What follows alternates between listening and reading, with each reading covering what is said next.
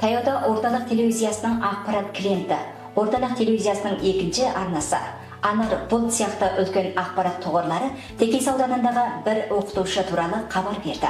Мұның себебі не?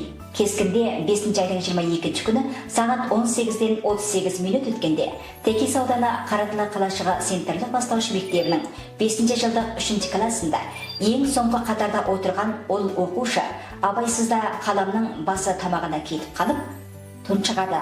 Мұғалім Әлфара Керімтайқызы бұл жағдайда байқағаннан кейін дереу ол оқушыға химиялық әдісі арқылы құтқару жасаса, және бір жағынан оқушыларды көмекке адам шақыруға жібереді.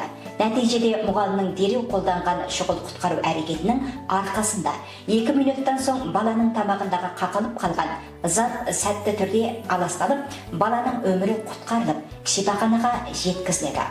Таяуда көптеген тораптастар бұл оқушының қазіргі денсаулық ахуалы туралы сұрауларды қарша боратты. 26 маусымға дейінгі уақытта ұғысуымызша, бала қақалған қалам басы сәтті түрде аласталып, қатерлен құтқарылған.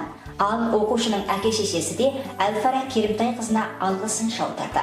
Бұл оқиға Текес оқытушыларының кәсіптік сапасы мен шұғыл жағдайға төтеп беру, бір жақты ету қабілетін әйгілеп қана қоймай, тұтас қоғамның назарын аударып, осы оқытушыны алқауға бөледі.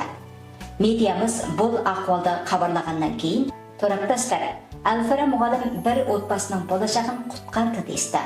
Осындай жауапкершілік арқалайтын мұғалімді кезіктірудің өзі оқушылардың бақыты, онан да маңыздысы ата-аналардың бақыты.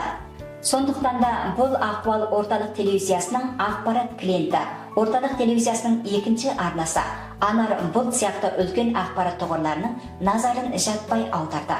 Солай, Текес оқытушыларының бұл әрекеті бізге үйрену үлгісі болғандығы шүбәсіз.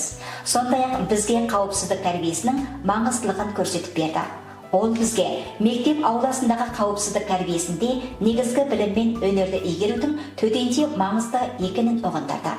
Біз тіпті де көп оқу-ағарту қызметкерлерінің осы Әлфара мұғалім сияқты өзінің кәсіптік сапасы мен шұғыл жағдайға төтеп беру, бір жақты ету қабілетін үздіксіз жоғарылатып, балаларға тіпті де қауіпсіз, ақаусыз өсіп жетілу ортасын жаратуын үміт етеміз. Ең соңында біз Әлфара мұғалімді барынша алқаймыз. Оның құтқарғаны тек қана бір бала ғана емес, бір отбасының үміті мен болашағы. Ол өзінің нақты әрекеті арқылы бізге жанды түрде қауіпсіздік тәрбиесі сабағын өтті.